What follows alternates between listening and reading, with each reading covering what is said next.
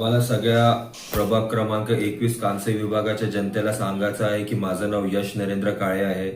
मी लहानपणापासून याच विभागात फिरलो आहे. माझा जन्मही कांसेचाच आहे. मी आता या विभागात निवडणूक लढवत आहे. राष्ट्रवादी काँग्रेस पक्षाकडून एक शिक्षित उमेदवार आहे. तर मी सर्वांना विनंती करेल की या टायमाला एका शिक्षित उमेदवाराला नक्की मतदान करा, अशीच मी विनंती करतो. जसं की प्रभागात विविध विषय आहेत. मुख्य विषय म्हणजे भिडेवाडीचा नालाचा विषय आहे, सुरक्षेचा विषय आहे, रस्त्यांचा विषय आहे आणि ब्रिजचा विषय आहे.